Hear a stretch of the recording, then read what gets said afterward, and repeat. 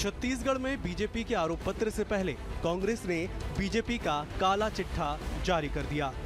काला चिट्ठा में कांग्रेस ने 212 बिंदुओं के माध्यम से केंद्र सरकार और पूर्ववर्ती बीजेपी सरकार में हुए वादा खिलाफी के साथ ही कई मुद्दों को शामिल किया है। वहीं अमित शाह कल कांग्रेस सरकार के खिलाफ आरोप पत्र जारी करेंगे। कहा जा रहा है कि इस आरोप पत्र में 70 बिंदुओं को शामिल किया गया है, जिसमें भ्रष्टाचार, वादा खिलाफी और विफलताएं शामिल हैं। इन 70 बिंदुओं में कथित रेत माफिया, खनिज माफिया, कोल घोटाला, शराब घोटाला, गौठान घोटाला, पीएससी, व्यापम गड़बड़ी, ट्रांसफर, पोस्टिंग में धांधली समेत अन्य बिंदु शामिल हैं। सबको लोकतंत्र में अपना अधिकार है। भारतीय जनता पार्टी का कल आप देख लेना, आदरणीय गृह मंत्री जी स्वयं आ रहे हैं, आप देखिए। सबको लोकतंत्र में अपना अधिकार है। भारतीय जनता पार्टी का कल आप देख लेना, आदरणीय गृह मंत्री जी स्वयं आ रहे हैं, आप देखिए। एक तरफ जहां अमित शाह की सक्रियता छत्तीसगढ़ में बढ़ती जा रही है, तो वहीं जीत के लिए लगातार बीजेपी रणनीतियों के तहत काम कर रही है। बीते दिनों अपने दौरे के दौरान कई महत्वपूर्ण निर्देश अमित शाह ने पार्टी के बड़े नेताओं को दिए थे। उन निर्देशों पर लगातार बीजेपी काम कर रही है। वहीं सरकार को घेरने के लिए बीजेपी आरोप पत्र भी जारी करने जा रही है। बीजेपी के इस आरोप पत्र के जवाब में कांग्रेस ने विपक्ष के खिलाफ काला चिट्ठा निकाला है। कांग्रेस का कहना है कि भाजपा का देश में असली चरित्र आदिवासी और दलित विरोधी है। महंगाई आज चरम सीमा पर है, जो भाजपा और केंद्र सरकार के माथे पर कलंक लगा हुआ है। महंगाई से हर वर्ग परेशान है। चुनाव आ गया है तो गैस सिलेंडर याद आ गया, चुनाव आ गया तो महंगाई याद आ गई। मोदी सरकार नहीं, जुमलों की सरकार है। आज की सच्चाई ये है कि लोग भरपेट खाना भी नहीं खा पा रहे हैं। सबसे बड़ा घोटाला अडानी घोटाला है। छत्तीसगढ़ कांग्रेस की ओर से भारतीय जनता पार्टी के करतूतों का, कुशासन का, उनके केंद्र की मोदी सरकार की वादा खिलाफी, भ्रष्टाचार, कुशासन और छत्तीसगढ़ में 15 साल तक भाजपा की सरकार थी। 15 साल के भाजपा के शासन का दौर छत्तीसगढ़ के लिए काला अध्याय साबित हुआ है। चुनावी साल में जहां दोनों प्रमुख पार्टी अपनी तैयारियों में जुटी हुई है, तो वहीं एक दूसरे पर आरोप प्रत्यारोप का दौर भी जारी है। बीजेपी जहां कांग्रेस सरकार के खिलाफ आरोप पत्र जारी करने जा रही है, तो वहीं इसके जवाब में कांग्रेस भाजपा का काला चिट्ठा ले आई है। हालांकि आरोप पत्र और काला चिट्ठा से जनता पर कितना प्रभाव पड़ेगा, ये तो समय ही तय करेगा। Bureau report, BSTV, Raipur. नमस्कार, जवाब तो देना होगा में आप सभी का स्वागत है। मैं हूं डॉक्टर अवधेश मिश्रा। दरअसल छत्तीसगढ़ की सियासत में इन दिनों आरोप पत्र बनाम काला चिट्ठा का जो वर्चस्व का जंग है, वो धरातल पे देखने को मिल रहा है। मसलन ये कि कल बीजेपी राज्य सरकार के खिलाफ, कांग्रेस के खिलाफ आरोप पत्र पेश करेगी। जानकारी मानते हैं कि लगभग 70 बिंदुओं का ये आरोप पत्र होगा।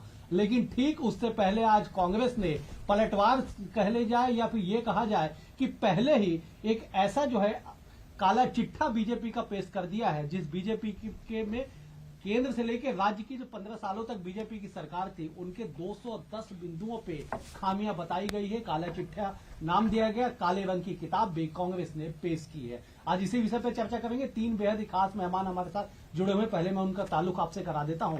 कांग्रेस से वरिष्ठ नेता, PCC के प्रवक्ता शशि भगत जी है। शशि जी, आपका स्वागत है। बीजेपी से निशिकांत पांडे है, युवा नेता है, प्रवक्ता है। निशिकांत जी, आपका भी स्वागत है। अनिरुद्ध दुबे, वरिष्ठ राजनीतिक विश्लेषक, पत्रकार है। अनिरुद्ध जी, आपका स्वागत है। सबसे पहले मैं निशिकांत जी आपके पास जाऊंगा। कल आपके लिए एक बड़ा दिन होगा। बड़ा दिन मैं इसलिए कह रहा हूं क्योंकि साल 2003 में बीजेपी आरोप पत्र लेके आई थी और नतीजा ये माना गया कि 15 सालों तक छत्तीसगढ़ में बीजेपी की सत्ता रही। कल फिर से एक बार 20 सालों बाद आरोप पत्र लेके आ रहे हैं। क्या कुछ खास होने वाला है कल के लिए? फिर मैं लौटूंगा आपके पास काला चिट्ठों पे जवाब लेने के लिए।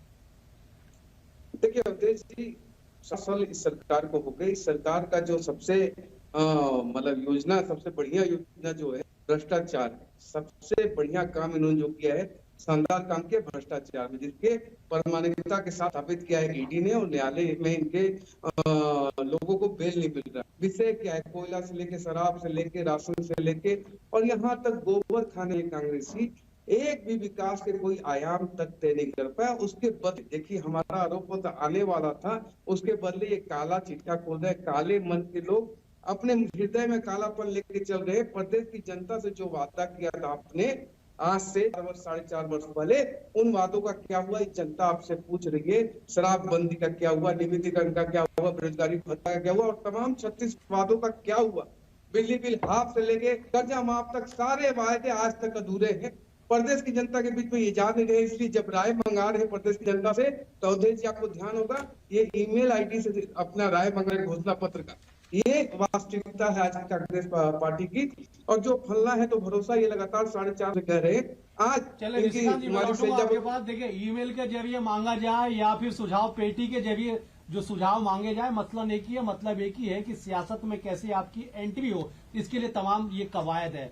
शशिकांत जी, शशि जी, मेरा सवाल आपसे है कि आप लोगों ने काला चिट्ठा आज पेश किया है, 212 बिंदुओं का काला चिट्ठा है। क्या लगता है आम जनमानस तक ये काला चिट्ठा असर डाल पाएगा?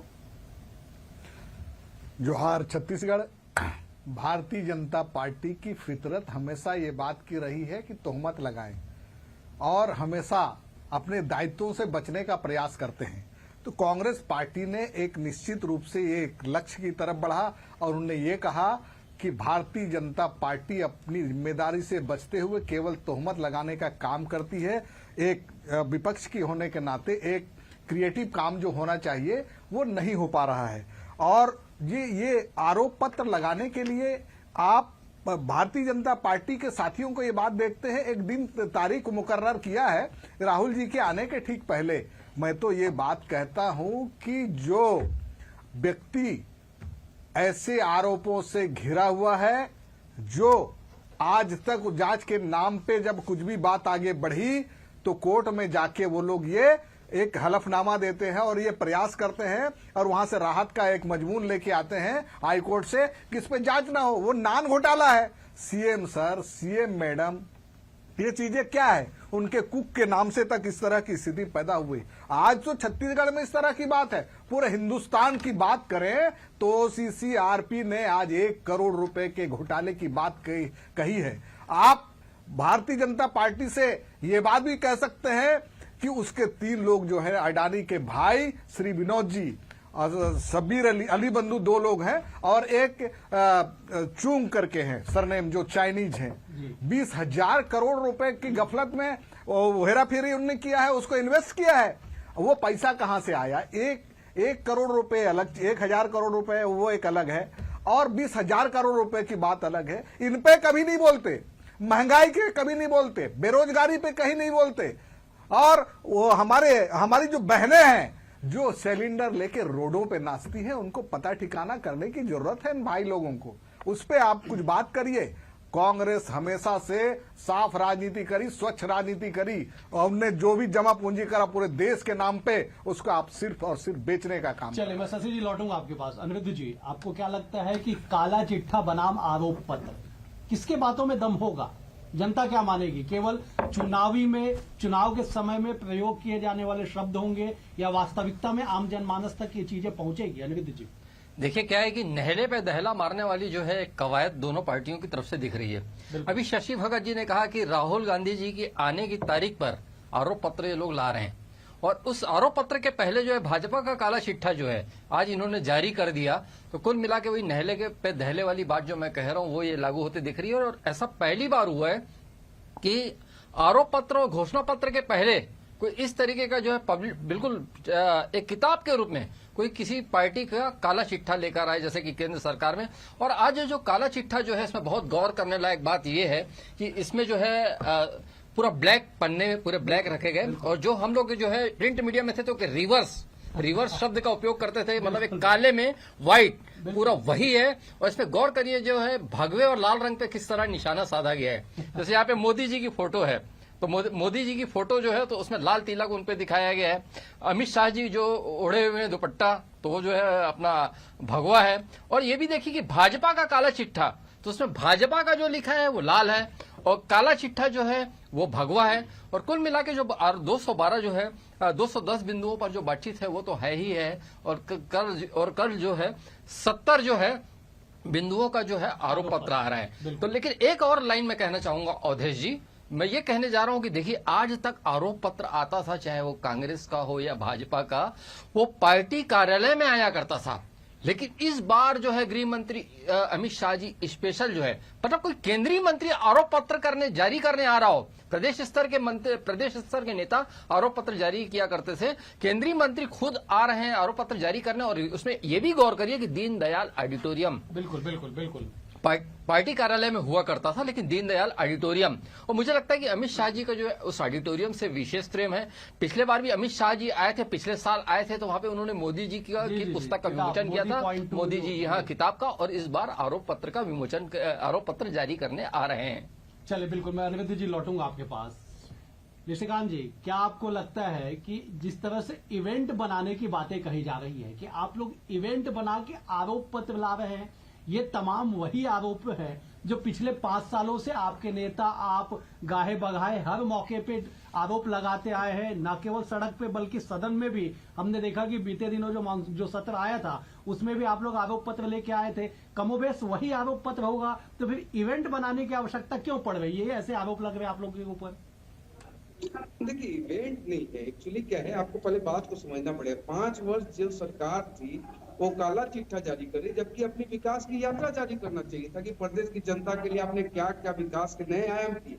अभी इनके पास बताने के लिए कुछ नहीं है, तो एक प्रोपोगेंडा की राजनीति कर रहे हैं। जो बात आपने उठाई भ्रष्टाचार, तो ये बात तो खुद इनके मोहन मरकाम विधानसभा में उठा चुके हैं, जो बात हम लगातार बोलते हैं। यही बात जय सिंह अग्रवाल भी उठा चुके हैं, कानून व्यवस्था की बात शैलेश पांडे उठा चुके हैं। इनके नेता, तमाम बड़े बड़े नेता हमारी बातों को सिद्ध करते हैं। लेकिन उससे हट के मैं बात करता हूँ कि ईडी ने जो प्रमाणिकता से स्थापित किया भ्रष्टाचार को, 2161 करोड़ रुपए जो शराब में इन्होंने लेवी वसूली, अवैध वसूली की है, उससे राजस्व का नुकसान हुआ प्रदेश का। साथ ही फर्जी शराब पिलाने से जनमानस के जीवन भी, उनकी मृत्यु भी हुई है। तो ये विषय ये है कि प्रदेश की जनता त्राहिमाम कर रही है। आप किस सेक्टर में देखिए उदय जी, 400 करोड़ रुपया शिक्षक तबादला में इन्होंने वसूली, लेवी वसूली है। और एक महत्वपूर्ण बात बोलता हूँ, जो इनके प्रेम साय सिंह टेकाम ने जब इस्तीफा दिया तो उन्होंने क्या बात बोला कि इस्तीफा दिया नहीं हूँ, लिया गया है। इसी 400 करोड़ के लेवी के हिसाब किताब के कारण उनको हटाया गया है। आप मानिए ना मानिए, यही बात है। तो जब प्रदेश की जनता एकदम त्राहिमाम कर रही है, शिक्षा व्यवस्था में प्रदेश एकदम बिल्कुल निचले पायदान पे, स्वास्थ्य की आप सुविधा देख लीजिए क्या स्थिति स्वास्थ्य। चलिए, बिल्कुल, मैं निशिकांत जी, मैं पहले जवाब ले लूंगा। निशिकांत जी, थोड़ी सी तकनीकी, निशिकांत जी मैं आपके पास लौटूंगा। दरअसल थोड़ा सा तकनीकी रूप पे आप अपने मोबाइल को थोड़ा और दूर रखिएगा तो आपकी बातें थोड़ी सी और अच्छी लगेंगी और आप भी थोड़े अच्छे दिखेंगे। आप हैंडसम नेता है तो थोड़ा सा मोबाइल को दूर रख दीजिए। शशि जी, जो आरोप लग रहे हैं कि ईडी ने भ्रष्टाचार को प्रमाणित किया है, चाहे लिकर घोटाला हो या कोल घोटाला हो, तो इन मुद्दों को लेकर बीजेपी राजनीति कर रही है। भारतीय जनता पार्टी शाह के 2 भाई ईडी और सीबीआई, भारतीय जनता पार्टी इनका एक अनुषंगिक संगठन की तरह इस्तेमाल कर रही है ईडी और सीबीआई की। अब भारतीय जनता पार्टी ने एक बात मान लिया है कि हम तो इनको हरा सकते नहीं, लेकिन हमारे जो 2 भाइयों को आगे करते हैं और उसके मार्फत एक चीज बहुत बखूबी कर रहे हैं कि कांग्रेस के लोगों को प्रताड़ित कर रहे हैं। प्रताड़ित करने के बाद जो भी जांच आती है उसके बाद उनको जेल नहीं भेजते, एक वॉशिंग मशीन में डालते हैं और वो वॉशिंग मशीन के डालने के बाद बीएस येदियुरप्पा जैसे लोग बनाते हैं और वो लोग भारतीय जनता पार्टी के अहम मेंबर बना देते हैं, चीफ मिनिस्टर बना देते हैं।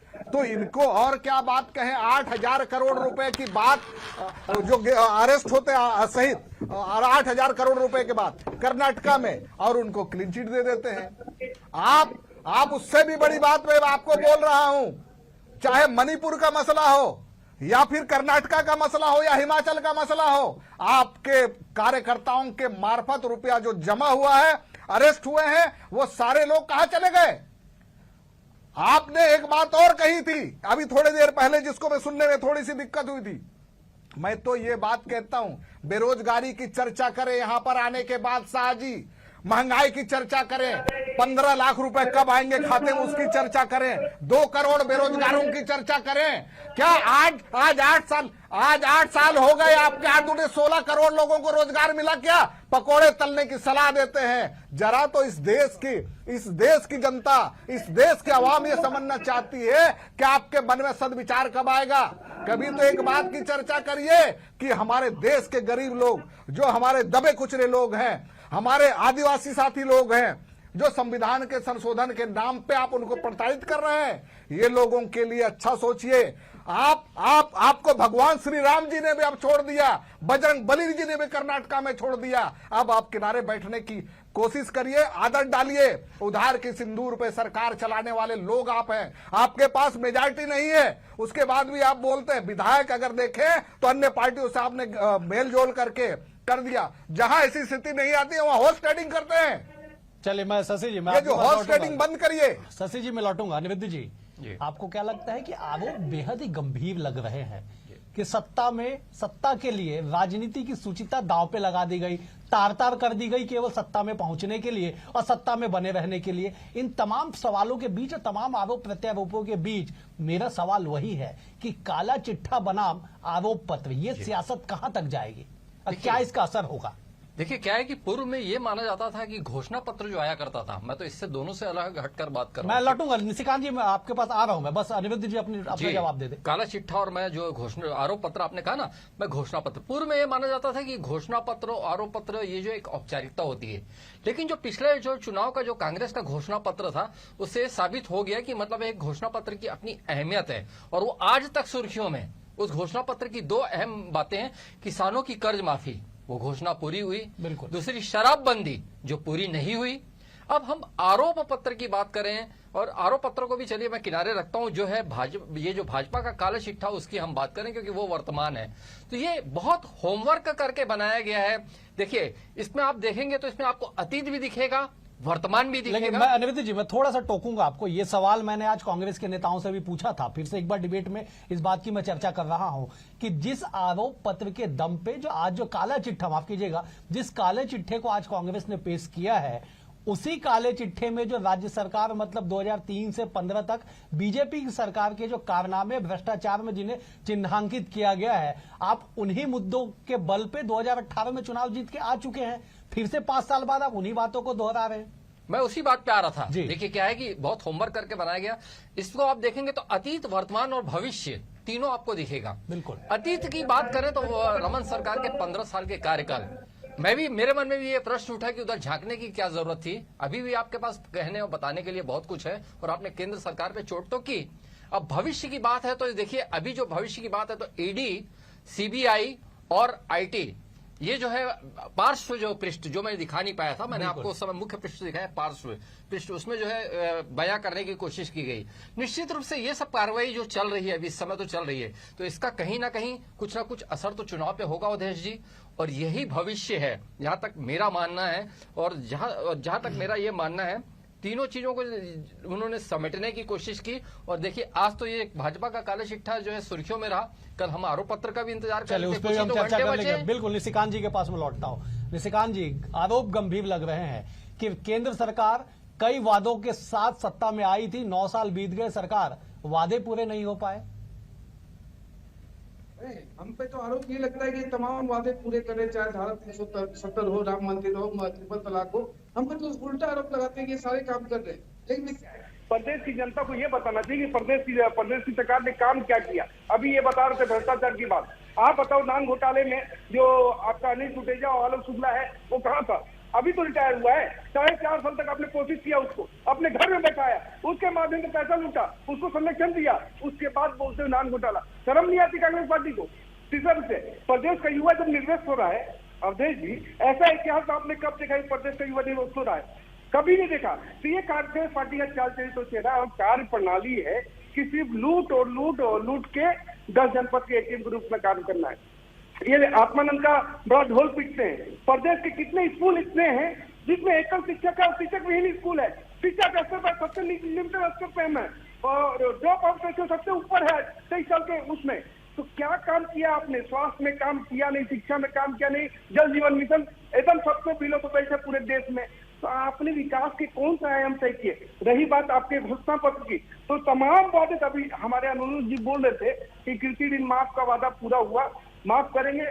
सम्मान आपसे डिसएग्री करता हूँ कि आपने जो साथी, आप ये बात बताइए कि सीएम मैडम और सीएम सर कौन है? अवधेश जी, स्कूटर के नंबर पे ट्रांसपोर्टिंग हुई है नान घोटाले की, उसके जिम्मेदार कौन है? और सेल पे उसके जिम्मेदार कौन है? स्कूटर के नंबर पे ट्रांसपोर्टिंग हुई है उसके। आप एक बात बताइए, आप इस बात को बताइए, क्या ज्वाइंट पार्लियामेंट कमेटी आज तक बनी क्यों नहीं? राहुल जी की सदस्यता आपने निरस्त क्यों की?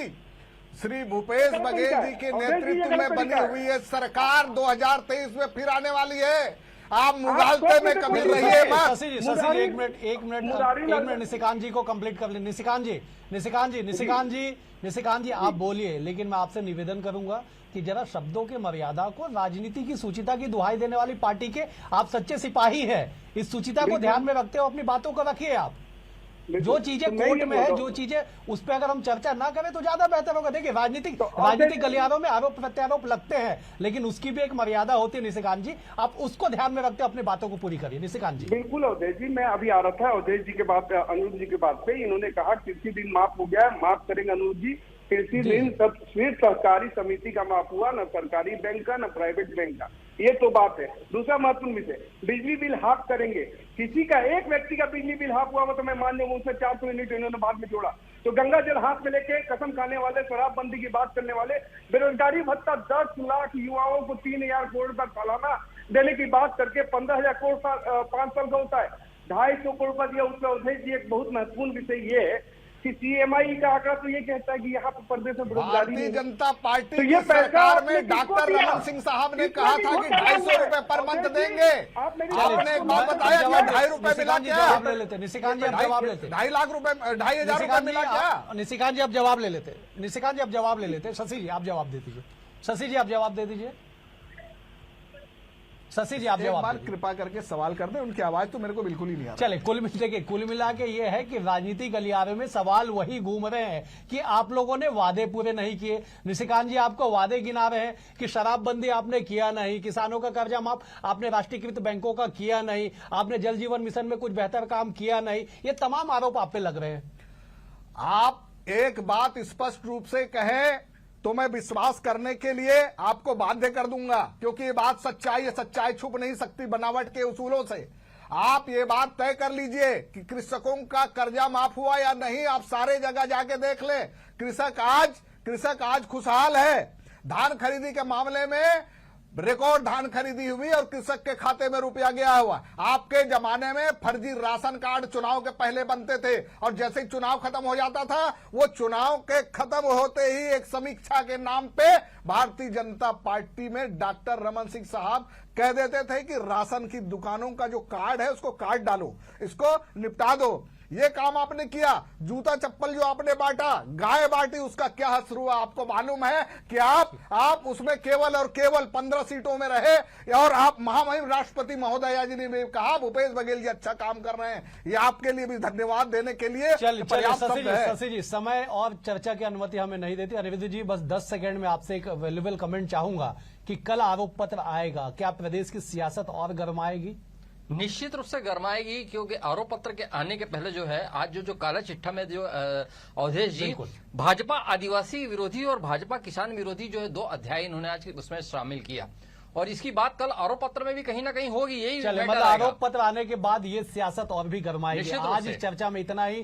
तीनों मेहमानों का बेहद शुक्रिया। निशिकांत जी आपका शुक्रिया, शशि जी आपका शुक्रिया, निरुद्ध जी आपका भी शुक्रिया। कुल मिला के ये कि कल तक के लिए या यूं माना जाए कि चंद घंटों का इंतजार करना होगा, तब जाके पता चलेगा कि काला चिट्ठा बनाम आरोप पत्र की पोटली में क्या कुछ बीजेपी लेके आती है, और 5 साल तक लगाए गए आरोपों के इतर क्या कुछ दस्तावेज या तथ्यों के साथ उस किताब में छापा जाता है जिसका आम जनमानस पे असर पड़े, जो बीजेपी तैयारी करके चल रही है। फिलहाल आज चर्चा में इतना ही। मुझे दीजिए इजाजत। नमस्कार।